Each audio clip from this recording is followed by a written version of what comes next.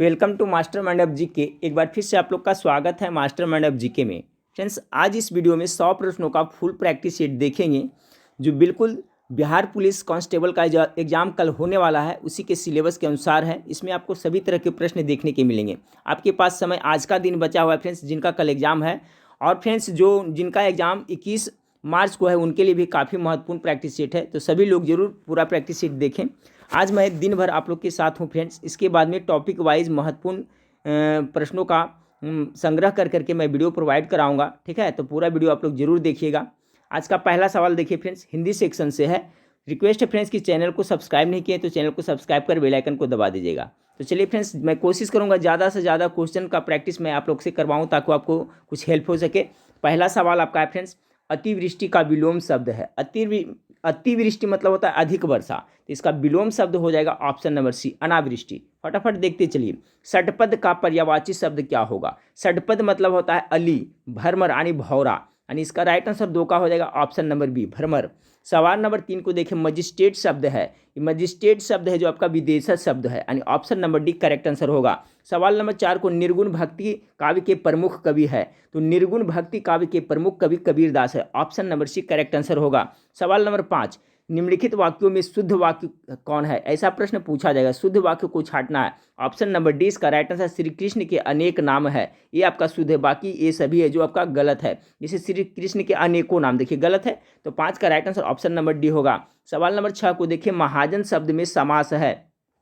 6 number सवाल देखिए, सवाल नंबर महाजन में कौन सा समास है? तो 6 का राइट आंसर होगा ऑप्शन नंबर ए, कर्मधारय समास है, ठीक है फ्रेंड्स। महाजन में है जो कैसा समास है, कौन सा समास है? तो आपका कर्मधारय समास है। सवाल नंबर 7 को देखें, लेख लिखा गया वाक्य की पहचान करे, कैसा वाक्य है?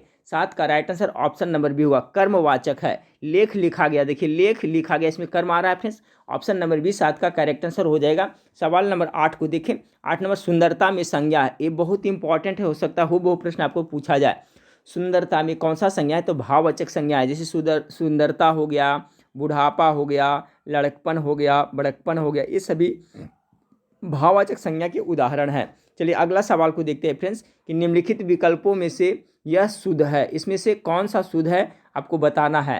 9 का राइट आंसर होगा फ्रेंड्स ऑप्शन नंबर ए, पर अधीन, ठीक है, पराधीन। इसका करिएगा, संधि बनाइएगा फ्रेंड्स, तो क्या हो जाएगा? पराधीन हो जाएगा। पराधीन का संधि विच्छेद क्या होता है? पर जोड़ अधीन। हो सकता है आपको उलट करके पूछा जाए फ्रेंड्स, तो याद कर लें। निम्नलिखित विकल्पों में से यह शुद्ध है, कौन सा शुद्ध है? तो 9 का ए है जो शुद्ध है, ये पराधीन का पर जोड़ अधीन पराधीन होता है, ठीक है। चलिए सवाल 9 ये हिंदी से हो गया फ्रेंड्स, अब अंग्रेजी से देखते हैं। कह रहा है, spot the erroneous part if any the following sentence, ठीक है। इसमें अगर कहीं पे आपको गलत है फ्रेंड्स तो उसको चुनने के लिए करा है, और नहीं है तो नो एरर हो जाएगा। तो 10 नंबर सवाल कर रहा है, द स्ट्रेंडेड, ठीक है, the stranded passengers have been demanding a huge compensation from the airline company. इसमें कोई गलती नहीं है, ठीक है, यानी इसका 10 का right answer option number D होगा, नो एरर हो जाएगा। सवाल नंबर 11 करा, select the correct passive form, why do you like him so much. इसका पैसिव फॉर्म क्या होगा? ये एक्टिव फॉर्म है। 11 का right answer option number C होगा, why is he liked by you so much. 11 का correct answer option number C होगा। 12 नंबर सवाल को देखिए फ्रेंड्स, कि change into indirect speech. Indirect speech में चुनना है, चेंज करना है। सी said how ugly I look in this dress, ठीक है। तो 12 नंबर सवाल का right answer option number D होगा, she exclaimed that she looked very ugly in that dress, option number D 12 का राइट आंसर होगा। सवाल नंबर 13 को देखें, फिल द करेक्ट प्रीपोजिशंस, ठीक है। प्रीपोजिशन इसमें आपको भरना है फ्रेंड्स, तो क्या है कि we can make no progress if we continue working, खाली स्थान क्या होगा? 13 का हो जाएगा, 13 का राइट आंसर ऑप्शन सी होगा, अंडर, ठीक है, वर्किंग अंडर दिज कंडीशंस। यहाँ पर अंडर प्रीपोजिशन भरा जाएगा, 14 का सी हो जाएगा, 13 का सी हो जाएगा फ्रेंड्स। सवाल नंबर 14 को देखें, the light went out while we, यहाँ पर क्या भरा जाएगा? तो अब 14 नंबर सवाल का हो जाएगा option number C, the light went out while we were taking the examination, यानी 14 का correct answer option number C होगा, वर टेकिंग यहाँ पर भरा जाएगा। सवाल नंबर 15 को देखें, select the most appropriate antonyms of the given word. इसका एंटोनिम पूछा जा रहा है फ्रेंड्स, ठीक है। तो आपका है इनरेज्ड, इनरेज्ड मतलब क्या होता है, क्रोधित होता है। पूछा जा रहा है एंटोनियम्स, ठीक है फ्रेंड्स। तो सवाल नंबर 15 का जो आपका राइट आंसर हो जाएगा, सवाल नंबर जो 15 है इसका राइट आंसर हो जाएगा ऑप्शन नंबर ए, ठीक है। प्लीज्ड, इनरेज्ड मतलब क्या होता है, क्रोधित होता है, खफा होता है, तो इसका अपोजिट क्या हो जाएगा, प्लीज्ड। ऑप्शन नंबर ए इसका राइट आंसर होगा 15 का। सवाल नंबर 16 का कह रहा है select the most appropriate synonym, समानार्थी शब्द कह रहा है।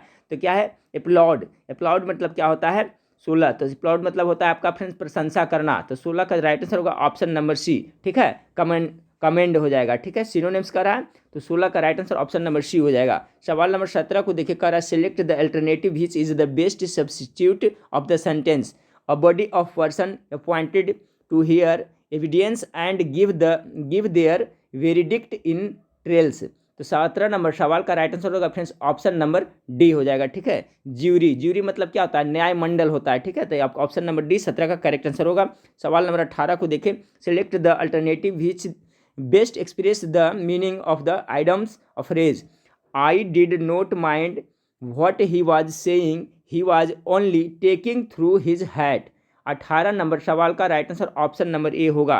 टेकिंग थ्रू हिज हैट मतलब होता है बुद्धिहीन तरीके से बात करना, ठीक है। तो टेकिंग नॉनसेंस हो जाएगा फिर, बुद्धि कर रहा है, इसका मतलब क्या होता है, टेकिंग थ्रू हिज हैट यानी कि बुद्धिहीन तरीके से बात करना, यानी नॉनसेंस हो जाएगा फ्रेंड्स। तो ऑप्शन नंबर ए, टेकिंग टॉकिंग नॉनसेंस, 18 का right answer option number A होगा, ठीक है फ्रेंड्स। तो देखिए हिंदी सेक्शन से और अंग्रेजी सेक्शन से आपका क्वेश्चन इतना ही पूछा जाएगा, 8 से 9 या 10 प्रश्न पूछा जाएगा। अब आपका चलते हैं फ्रेंड्स आपका जीके जीएस में। 19 नंबर सवाल है, परमाणु के नाभिक में होते हैं। तो देखिए परमाणु है आपका फ्रेंड्स, परमाणु के नाभिक में क्या होता है, P+N होता है, यानी कि प्रोटॉन और न्यूट्रॉन होता है, इलेक्ट्रॉन है चारों ओर कक्षा में घूमते रहता है। तो 19 नंबर सवाल का जो आपका करेक्ट आंसर होगा ऑप्शन नंबर बी होगा, प्रोटॉन और न्यूट्रॉन। सवाल नंबर 20 को देखिए, आंख के किस भाग पर वस्तु का प्रतिबिंब बनता है। 20 नंबर सवाल का राइट आंसर होगा ऑप्शन नंबर सी, रेटिना पर बनता है। आंख के किस भाग पर वस्तु का प्रतिबिंब बनता है, रेटिना पे।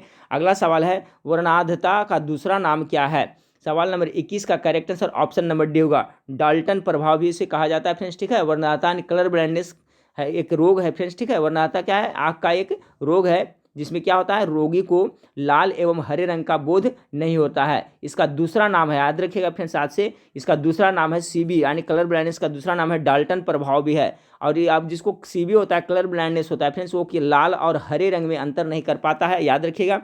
सवाल नंबर 22 को विभवांतर मापा जाता है। 22 का करेक्ट आंसर ऑप्शन नंबर हो जाएगा फ्रेंड्स, ठीक है। एक वोल्ट मीटर होता है, एक वोल्टा मीटर होता है, ठीक है। तो याद रखिएगा फ्रेंड्स, वोल्ट मीटर इसका करेक्ट आंसर होगा, ना कि वोल्टा मीटर, गलत हो जाएगा, इस पर ध्यान देना है। वोल्ट मीटर द्वारा विभवांतर मापा जाता है, वोल्टा मीटर कहिएगा तो आपका इसका गलत हो जाएगा, ठीक है। तो 22 का सी हो गया। सवाल नंबर 23 को देखते हैं कि कौन सा उपकरण विद्युत ऊर्जा को यांत्रिक ऊर्जा में बदलता है। ये सवाल पक्का आने वाला है फ्रेंड्स।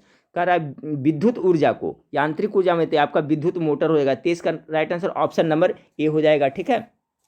सवाल नंबर 24 को देखिए फ्रेंड्स, कह रहा है आपका सूर्य में आती हुई पराबैंगनी किरणें से कौन हमें बचाती है। तो कौन बचाती है फ्रेंड्स, तो आपका 24 का बी हो जाएगा, ओजोन गैस बनाते हैं O3, ठीक है। ऑप्शन नंबर 20 का राइट आंसर होगा। सवाल नंबर 25 को देखें कि हरित गैसों की पृथ्वी के वायुमंडल की औसत ताप पर क्या प्रभाव पड़ता है। तो हरित गैस से क्या होता है, बढ़ रहा है ना, यानी ऑप्शन नंबर ए इसका राइट आंसर होगा। ग्रीन हाउस गैस आप लोग सुने होंगे फ्रेंड्स, तो हरित गैस उसी को हो गया कि इससे पृथ्वी के वायुमंडल के औसत तापमान क्या होता है, तो बढ़ रहा है। अगला सवाल है फ्रेंड्स आपका कि गैमेक्सिन, DDT और ब्लीचिंग पाउडर महत्वपूर्ण यौगिक है, किसका यौगिक है। 26 का राइट आंसर ऑप्शन नंबर ए हो जाएगा, क्लोरीन का है। गैमेक्सिन और DDT और ब्लीचिंग पाउडर महत्वपूर्ण किसका यौगिक है, तो आपका क्लोरीन का है। अगला सवाल है फ्रेंड्स, निम्न में से कौन सा आपका SOS बंद प्रदर्शित करता है। इस तरह का कौन सा बंद प्रदर्शित कर रहा है फ्रेंड्स ऐसा। तो सवाल नंबर 27 का राइट आंसर होगा ऑप्शन नंबर सी हो जाएगा, H2 और O7 है जो आपको ये बंद प्रदर्शित करता है। 27 का right answer option number C हो जाएगा। सवाल नंबर 28 को देखें, KMnO4 में मैग्नीज का ऑक्सीकरण संख्या कितना है। इसमें आपको मैग्नीज का ऑक्सीकरण संख्या बताना है। तो 28 का जो राइट आंसर होगा ऑप्शन नंबर डी, इसमें 7 हो जाएगा, ठीक है। मैग्नीज का ऑक्सीकरण संख्या कितना है, तो 7 हो जाएगा। फिर आपका फ्रेंड्स JdO2 Fe2 की आकृति कैसी होगी, कि कैसी आकृति इसकी होगी। 29 नंबर सवाल का जो राइट आंसर ऑप्शन नंबर ए, त्रिकोणीय द्विरामिडिक होगा, ठीक है। त्रिकोणीय द्विरामिडिक होगा, ऑप्शन नंबर ए इसका राइट आंसर हो जाएगा। सवाल नंबर 30 को देखें कि डाइबोरोन 120 डिग्री सेल्सियस पर अमोनियम से क्रिया कर देता है। तो इसका 30 का जो आपका राइट आंसर है ऑप्शन नंबर बी हो जाएगा, ठीक है।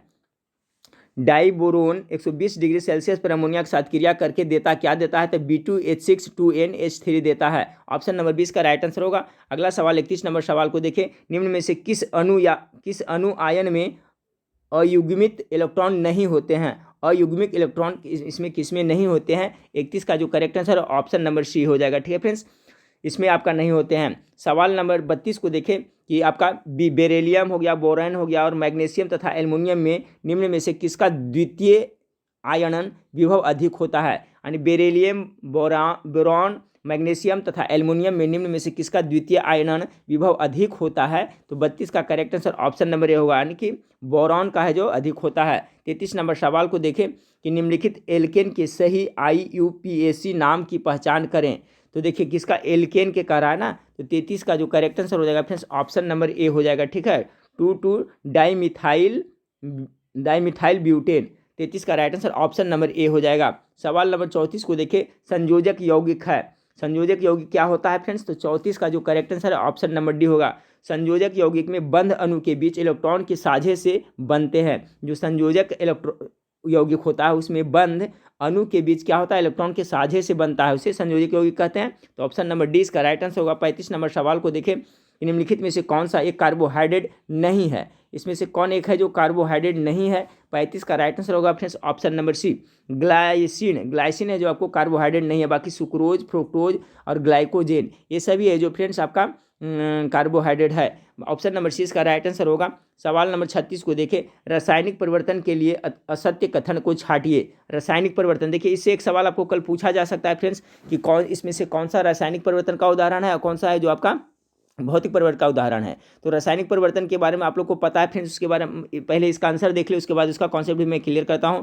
तो कह रहा है कि रासायनिक परिवर्तन के लिए असत्य कथन को छांटिए। तो ये देखिए ऑप्शन नंबर ए इसका असत्य है। यह उत्क्रमणीय परिवर्तन है, ये आपका जो असत्य है। बाकी है इसके साथ ऊर्जा में भी परिवर्तन होता है, सही है। पदार्थ की आंतरिक संगठन परिवर्तित होता है, ये भी सही है। नए उत्पाद का निर्माण होता है, सही है। तो देखिए रासायनिक परिवर्तन में नए उत्पाद का निर्माण होता है। जैसे में फ्रेंड्स आपका उदाहरण ले ले, कोयला का जलना, लकड़ी का जलना, ये सब रासायनिक परिवर्तन का उदाहरण है। मोमबत्ती का जलना है जो आपका रासायनिक और भौतिक परिवर्तन दोनों का उदाहरण है। लेकिन अगर सिर्फ रहेगा मोमबत्ती का पिघलना तो वो भौतिक परिवर्तन हो जाएगा। और रासायनिक में जैसे दूध से दही बनना, तो दूध से नए पदार्थ का दही बनता है, ये रासायनिक परिवर्तन का उदाहरण है। खाना पकना, जैसे चावल को बनाते हैं फ्रेंड्स तो खाना पकाते हैं, तो उसमें भी वो भी रासायनिक परिवर्तन का उदाहरण है। फलों का पकना रासायनिक परिवर्तन का उदाहरण है। ठीक है, जबकि आपका फ्रेंड्स बर्फ का पिघलना और पानी से बर्फ बनना, बर्फ से पानी बनना, ये है भौतिक परिवर्तन का उदाहरण है। ठीक है, तो जो रासायनिक परिवर्तन होता है फ्रेंड्स उसमें नए पदार्थ का आपका निर्माण होता है। तो 36 इसका कॉन्सेप्ट क्लियर रखिए, एक सवाल पक्का पूछा जाएगा। सवाल नंबर 37 को देखें। सवाल नंबर 37 है, लीवर किसका भरपूर स्रोत है। लीवर है जो किसका भरपूर स्रोत है। तो 37 नंबर सवाल का राइट आंसर हो जाएगा ऑप्शन नंबर किसका, बी हो जाएगा, वसा में घुलनशील विटामिन से। 37 नंबर, लीवर वसा एवं वसा में घुलनशील विटामिन का भरपूर स्रोत होता है। याद रखिए, बहुत इंपॉर्टेंट सवाल है। लीवर जो मतलब यकृत है वो वसा में घुलनशील विटामिन का भरपूर स्रोत है। ऑप्शन नंबर 20 का राइट आंसर होगा 37 का। सवाल नंबर 38 को देखिए, 38 सेलुलोज की भित्ति किसमें पाई जाती है। तो किसमें पाई जाती है फ्रेंड्स 38 का, तो वनस्पति में। ठीक है, वनस्पति पादप में, पादप में जो भित्ति होते हैं वो सेलुलोज की बनी होती है। याद रखिएगा। देखिए क्वेश्चन को किस तरह से घुमाया जाता है, इसी तरह से मॉडरेट करके पूछेगा फ्रेंड्स। मेरा पढ़ाया हुआ करीब करीब सभी चैप्टर है। ठीक है, आपको क्वेश्चन घुमा करके पूछेगा, इसलिए कॉन्सेप्ट क्लियर रखिएगा। यही सवाल को पूछ सकता है फ्रेंड्स कि पादप में कोशिका भित्ति किसकी बनी होती है, तो सेलुलोज की बनी होती है। अब देखिए सेलुलोज की भित्ति किसमें पाई जाती है, कैसे घुमा दिया, तो वनस्पति यानी पादप में पाई जाती है। तो 38 का right answer option number C होगा। 39 नंबर सवाल को देखिए फ्रेंड्स, आपका मुख से निकली लार किसके पाचन में सहायक होता है। तो 39 नंबर सवाल का राइट आंसर क्या, जो मुख से आपका मुख से निकलने लार किसके पाचन, तो स्टार्च के पाचन ना। ऑप्शन नंबर 20 का राइट आंसर होगा 39 का। 40 नंबर सवाल, इनमें से कौन अपघटक कहलाते हैं। अपघटक कौन कहलाते हैं फ्रेंड्स, तो चलिए सवाल नंबर 40 का राइट आंसर क्या हो जाएगा, तो आपका अपघटक हो जाएगा आपका जीवाणु है जो क्या है अपघटक है। जैसे दीमक हो गया, ये सभी अपघटक के उदाहरण है। शैवाल, लाइकेन, वायरस ये अपघटक नहीं है। जीवाणु है जो बैक्टीरिया है अपघटक के अंतर्गत आते हैं। 40 का राइट आंसर ऑप्शन नंबर ए हो जाएगा। 41 नंबर सवाल को देखिए, अम्ल वर्षा के लिए जिम्मेदार कौन है। तो अम्ल वर्षा के लिए कौन सा जिम्मेदार है फ्रेंड्स, आप लोग को पता होगा क्या, SO2 ना। अम्ल वर्षा का मुख्य कारण क्या है, SO2 होता है। ऑप्शन नंबर ए इसका राइट आंसर होगा। अम्ल वर्षा सबसे ज़्यादा कहाँ होता है, नार्वे में होता है फ्रेंड्स, ये भी याद रखिएगा। परागन की क्रिया पुष्प के किस भाग में होती है, बहुत अच्छा है, ये सवाल पक्का पूछा जाएगा फ्रेंड्स। परागन की क्रिया पुष्प के किस भाग में होता है, 42 का right answer option number C हुआ, वर्तिकाग्र में होता है। परागन की क्रिया कहाँ होता है पुष्प के, तो वर्तिकाग्र भाग में होता है, 42 का सी। सवाल नंबर 43 को देखें, ECG का संबंध किससे है, पहले भी बहुत बार बताया हूँ फ्रेंड्स। देखिए ECG का संबंध किससे है फ्रेंड्स, तो आपको पता होना चाहिए। 43 का राइट आंसर ऑप्शन नंबर हृदय से हो जाएगा। एक आपका EEG है, ठीक है फ्रेंड्स, EEG है। EEG का संबंध मस्तिष्क से है और ECG का संबंध हृदय से है, याद रखिएगा। अगला है फ्रेंड्स, ये सवाल पक्का पूछा जा रहा है कि मानव रक्त का pH मान कितना होता है। 44 का right answer option number B होगा, 7.4 होता है मानव रक्त का मान। pH स्केल का खोज किसने किया था, सोरेनसन ने किया था, ये भी याद रखिएगा, ठीक है फ्रेंड्स। तो मानव रक्त यानी मानव ब्लड का कितना होता है, 7.4 होता है, अर्थात कैसा क्षारीय होता है। 45 नंबर सवाल, जिन शब्द किसके द्वारा दिया गया था, जिन शब्द किसने दिया था, ये कह रहा है फ्रेंड्स जोहानसन ने दिया था ना। 45 का राइट आंसर हो जाएगा ऑप्शन नंबर बी, जिन शब्द किसने दिया था, तो जोहानसन ने दिया था। जीन है जो कहाँ, गुणसूत्र में पाए जाते हैं फ्रेंड्स, ठीक है, जो आपका अनुवंशिक इकाई है। अगर पूछे जाए कि अनुवंशिक इकाई किसे कहा जाता है, तो जीन को कहा जाता है, जो गुणसूत्र में पाया जाता है। इस और जीन शब्द का प्रतिपादन जोहानसन ने किया था। चार्ल्स डार्विन के बारे में तो आप लोग द ओरिजिन ऑफ स्पीसीज नामक बुक चार्ल्स डार्विन लिखे थे, ये भी सवाल आने वाला है। चार्ल्स डार्विन ने लिखा था द ओरिजिन ऑफ स्पीसीज। और नेचुरल सिलेक्शन का सिद्धांत किसने दिया था फ्रेंड्स, तो ये चार्ल्स डार्विन ने दिया था, ये भी याद रखिएगा। द्विनामपत्ति किसने दिया था, लिनियस ने दिया था, ये भी याद रखिएगा। चलिए अगला सवाल, जीवों का द्विनामपत्ति लिनियस ने दिया था, ये भी याद रखिएगा। सवाल नंबर 46, पेंसिलिन किससे प्राप्त की जाती है। सवाल नंबर 46 का राइट आंसर क्या होगा फ्रेंड्स, पेंसिलिन। तो पेंसिलिन आपका कवक से प्राप्त होता है ना। 46 का राइट आंसर ऑप्शन नंबर आपका बी हो जाएगा। पेंसिलिन नामक है जो कवक से प्राप्त होता है। और पेंसिलिन का खोज किसने किया था फ्रेंड्स, तो याद रखा अलेक्जेंडर फ्लेमिंग ने किया था, ये भी सवाल हो सकता है पूछा जाए। तो पेंसिलिन का खोज किसने किया था, अलेक्जेंडर फ्लेमिंग ने किया था। और किससे प्राप्त होता है, कवक से प्राप्त होता है। सवाल नंबर 47 को देखिए, इनमें से कौन सा रोग वायु के द्वारा फैलता है। 47 का right answer option number C, यक्ष्मा, ठीक है। यक्ष्मा रोग है जो आपका, जिसको क्या कहते हैं, टीबी भी कहते हैं फ्रेंड्स। तो ये आपका फैलता है, छुआछूत की बीमारी है, हवा से भी फैलता है। तो यक्ष्मा यानी टीबी बीमारी है जो आपका हवा से भी फैलता है। ये आपका जीवाणु के कारण होता है ना, बैक्टीरिया के कारण ये टीबी होता है, ठीक है। यह बीमारी जो हवा के माध्यम से दूसरे लोगों में फैल सकता है, ठीक है, ये आप याद रखिएगा। तो आपका टीबी है, टीबी को ही यक्ष्मा कहते हैं। 47 का सी हो गया। सवाल नंबर 48 को देखिए, क्लोरोफिल में पाया जाता है, टॉप मोस्ट भी है फ्रेंड्स, ये सवाल हो सकता है पूछ दिया जाए। क्लोरोफिल में कौन सा धातु पाया जाता है, तो मैग्नीशियम धातु पाया जाता है, ऑप्शन नंबर 20 का करेक्ट आंसर होगा। चलिए फास्ट रिवीजन में करा रहा हूँ फ्रेंड्स, फटाफट देख लें। अंग्रेजों ने पटना में अपनी फैक्ट्री किस मुगल शासक के शासन काल में स्थापित की थी, बहुत अच्छा सवाल। 49 नंबर सवाल का राइट आंसर हो जाएगा ऑप्शन नंबर ए, शाहजहां के शासन काल में, ठीक है। अंग्रेजों ने पटना में अपनी फैक्ट्री किस मुगल शासक के शासन काल में स्थापित की थी, शाहजहां के शासन काल में। अगला सवाल आपका, बिहार के क्षेत्र में सर्वप्रथम आए थे, कौन आए थे। 50 का राइट आंसर ऑप्शन नंबर पुर्तगाली लोग। बिहार में फ्रेंड्स आपका अंग्रेज, डच, डैन के से पहले पुर्तगाली आया था। तो याद रखिए बिहार के क्षेत्र में सर्वप्रथम कौन प्रवेश किया था, तो पुर्तगाली किया था। 51 नंबर सवाल को देखें, बिहार आने वाला पहला अंग्रेज यात्री कौन था, ये भी बहुत इंपॉर्टेंट है, एग्जाम में पूछा जा सकता है। इसका राइट आंसर होगा फ्रेंड्स रॉल्फ फिच है जो बिहार आने वाला पहला अंग्रेज यात्री था। अगला सवाल को देखिए फ्रेंड्स, पटना में गोलघर का निर्माण क्यों किया गया था। 52 नंबर सवाल का राइट आंसर क्या होगा फ्रेंड्स, ऑप्शन नंबर सी, अनाज के भंडारण के लिए पटना में गोलघर का निर्माण कराया गया था, ठीक है फ्रेंड्स। गोलघर का वास्तुकार कौन था, पटना गोलघर का वास्तुकार कौन था, ये पूछा जा सकता है। तो जॉन गस्टिन, ठीक है फ्रेंड्स, जॉन गाइस्ट्रिन, याद रखिएगा, जॉन गाइस्टर्न, ठीक है, जॉन गाइस्टर्न थे जो आपके उसके वास्तुकार था। तो याद रखिएगा किसके लिए पटना गोलघर का निर्माण करवाया गया था, तो अनाज के भंडारण के लिए करवाया गया था। 53 नंबर सवाल को देखिए, सम्राट शाह आलम द्वितीय ने ईस्ट इंडिया कंपनी को बंगाल, बिहार तथा उड़ीसा की दीवानी प्रदान कब की थी। 53 नंबर सवाल का right answer option number A होगा, 12 अगस्त 1765 ईस्वी में। सवाल नंबर 54 को देखें, बिहार के शाहाबाद जिला में 1857 के विद्रोह के दौरान कहाँ के राजा ने अंग्रेजों को सहायता करने का वचन दिया था। सवाल नंबर 54 का राइट आंसर ऑप्शन नंबर ए हो जाएगा, डुमराव का। चलिए सवाल नंबर 55 को देखें, जगदीशपुर के किस व्यक्ति ने 1857 ईस्वी के विल्लव में क्रांतिकारियों का नेतृत्व किया था। 55 नंबर सवाल का ये सवाल तो पक्का पूछा जाएगा फ्रेंड्स, हमको लिख करके कहते हैं कि सवाल जरूर आएगा। तो बिहार जगदीशपुर के रहने वाले थे कुंवर सिंह, 1857 के आप लोग नेतृत्व किए थे ये।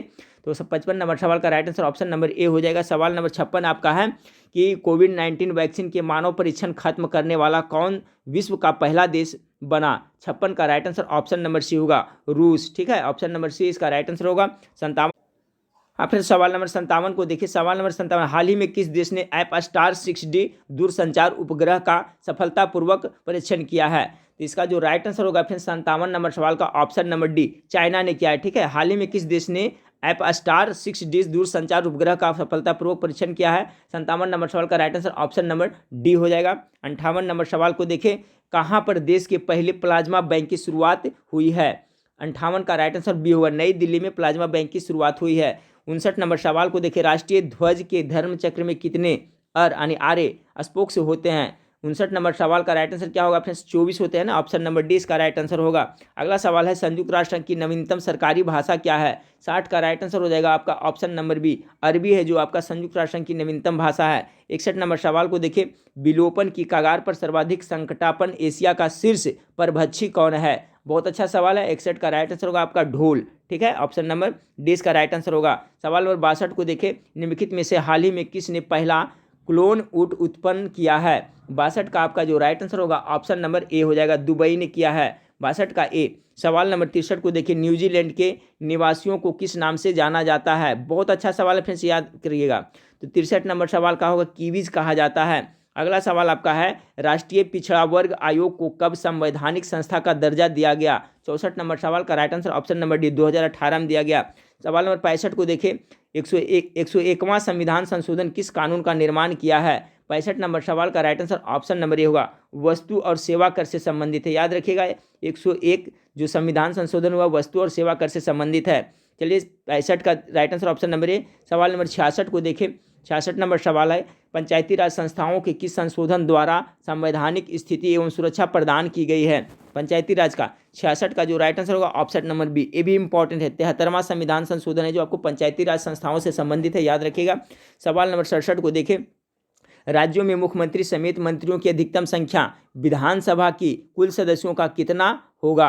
67 का जो राइट आंसर है ऑप्शन नंबर बी, 15%। ठीक है, राज्यों में मुख्यमंत्री समेत मंत्रियों की अधिकतम संख्या विधानसभा के कुल सदस्यों का कितना प्रतिशत होगा, तो 15% होता है, याद रखिएगा फ्रेंड्स। अगला सवाल 68 नंबर, मैथिली भाषा को किस अनुसूची में शामिल किया गया है।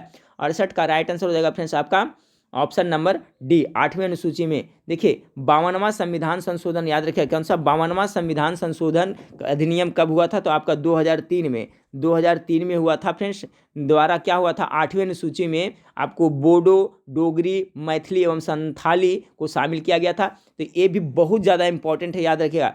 पूछ सकता है क्वेश्चन आपको फ्रेंड्स कि आज आपको बोडो, डोगरी, मैथिली एवं संथाली को 8वीं अनुसूची में कब शामिल किया गया, कौन सा संविधान संशोधन, तो याद रखिएगा आपका 52वां संविधान संशोधन 2003 में हुआ था। उसी के तहत आपको कौन कौन सब 4 भाषा मुख्य रूप से फ्रेंड्स आपका बोडो, डोगरी, मैथिली और संथाली को 8वीं अनुसूची में शामिल किया गया है। 8वीं अनुसूची में भी टोटल कितने भाषाएं हैं, तो 22 भाषाएं हैं, ये भी याद रखिएगा।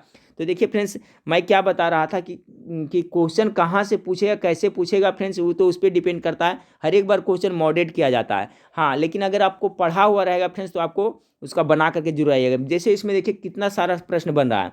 एक तो सवाल बन रहा है फ्रेंड्स कि जो टोटल 22 भाषा है फ्रेंड्स, जो कौन सा अनुसूची में, तो 8वीं अनुसूची में, ये पूछा जा सकता है। फिर देखिए अभी पूछ दिया फ्रेंड्स आपका कि बोडो, डोगरी, मैथिली एवं संथाल ये सब है जो फ्रेंड्स 8वीं अनुसूची में कब शामिल किया गया, तो 2003 में। कौन सा संविधान संशोधन, तो 52वां संविधान संशोधन। तो इससे संबंधित कैसे पूछेगा किसी को पता नहीं फ्रेंड्स, इसलिए मैं बार बार कहता हूँ कि हूबहू क्वेश्चन आजकल बहुत कम लड़ता है। हाँ, उस क्वेश्चन वही रहेगा लेकिन घुमाया हुआ रहेगा। तो जब कॉन्सेप्ट आपका क्लियर रहेगा तो आप उसको बना सकते हैं। तो चलिए इसका सही जवाब हो गया ऑप्शन नंबर डी, 8वीं अनुसूची में।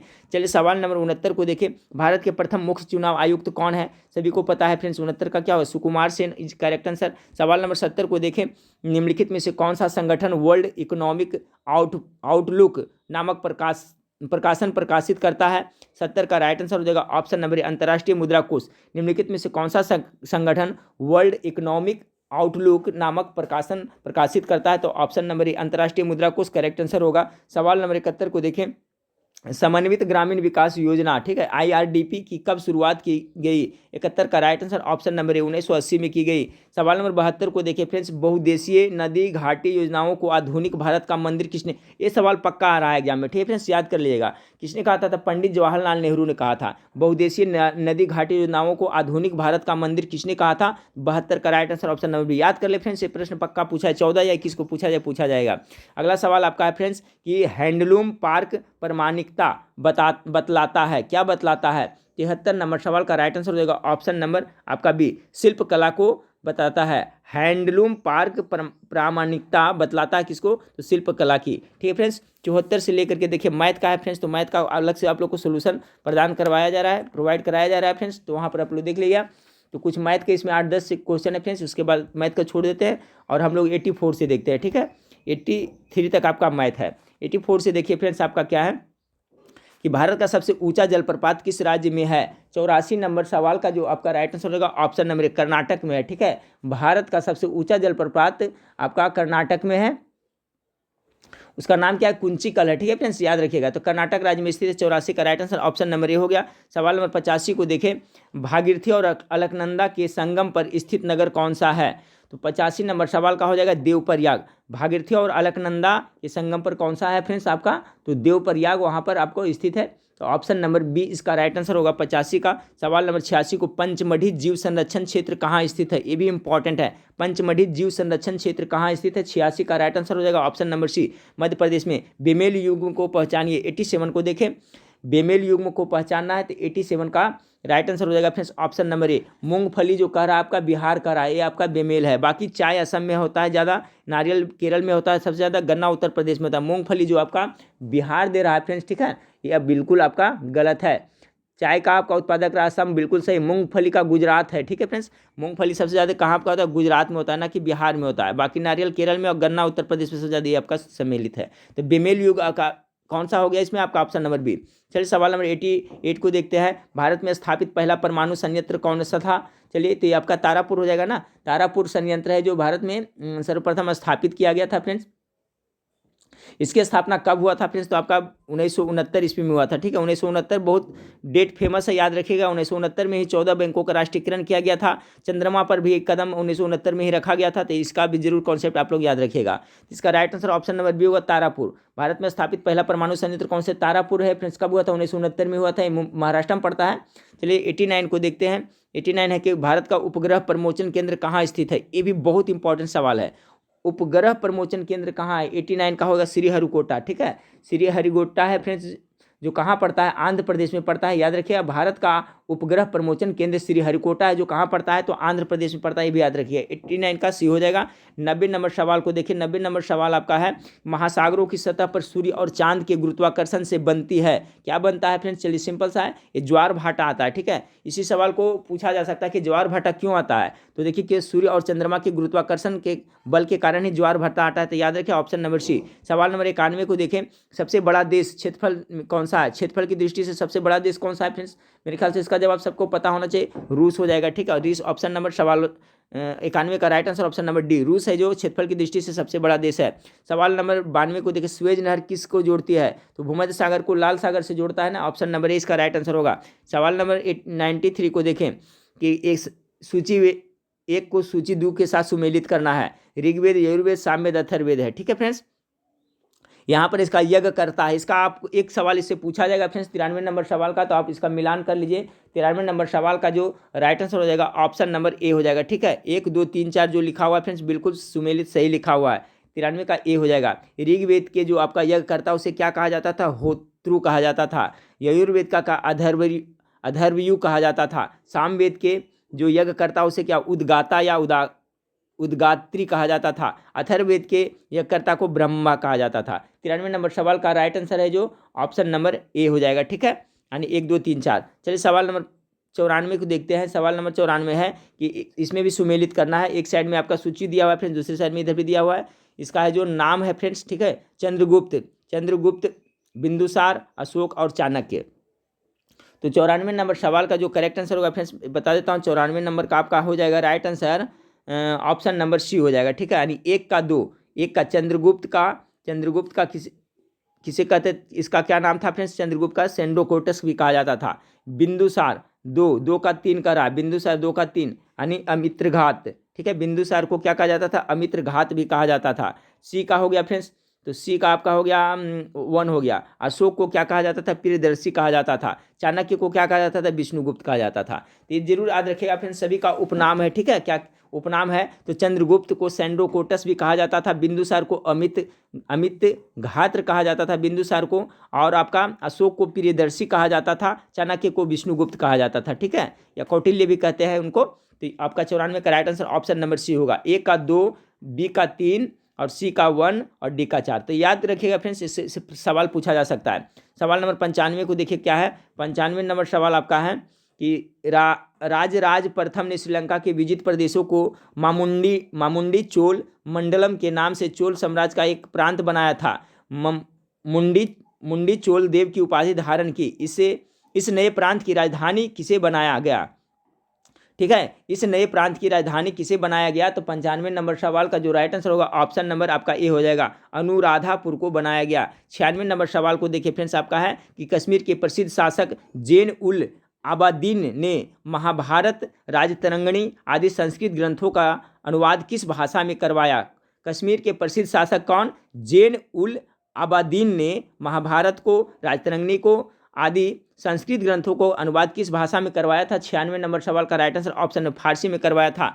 97 नंबर सवाल को देखें कि वाडियार के शासक थे, कौन थे। 97 का right answer option number A होगा, वाडियार मैसूर रियासत के शासक थे। 98 नंबर सवाल को देखें कि कौन सा मुगल बादशाह विषम परिस्थितियों के कारण, विशेषतः मीर बख्शी नजीबुद्दौला के भय के कारण 12 वर्ष दिल्ली से दुर्निर्वासित के रूप में जीवन बिताया और फिर मराठों की सहायता से दिल्ली की राजगद्दी पर पुनर्स्थापित हुआ। तो कौन सा वो आपका मुगल बादशाह था। 98 का राइट आंसर होगा option number D, Shah Alam द्वितीय। सभी को पता होगा शाह आलम द्वितीय ऐसा किया था। 99 नंबर सवाल को देखें कि कन्याकुमारी का रॉक मेमोरियल निम्नांकित में से किसके लिए समर्पित है। 99 का जो right answer option number Swami Vivekananda के लिए समर्पित है। चलिए इस वीडियो का लास्ट सवाल को देखते हैं फ्रेंड्स। भारतीय पुरातत्व पर्यवेक्षण का गठन किसने किया था। 100 नंबर सवाल का राइट आंसर होगा फ्रेंड्स आपका अलेक्जेंडर कनिंघम ने किया था। ये बहुत अच्छा सवाल ही हो सकता है पूछ दिया जाए कि भारतीय पुरातत्व पर्यवेक्षण का गठन किसने किया था, तो अलेक्जेंडर कनिंघम ने किया था। तो देखिए 100 प्रश्नों का प्रैक्टिस सेट था फ्रेंड्स, जिसमें आपका मैथ का सेक्शन छोड़ करके सभी हम लोग देखें। तो आज दिन भर में आप लोग को रहेंगे, आप लोग के साथ हूँ फ्रेंड्स, तो आप लोग जरूर बने रहिएगा। और 8:30 बजे चुनिंदा प्रश्नों का संग्रह आज मैं आपको लाइव क्लास में भी आज आऊँगा, ठीक है फ्रेंड्स। तो नेक्स्ट वीडियो में फिर मिलते हैं, देखने के लिए थैंक यू, धन्यवाद।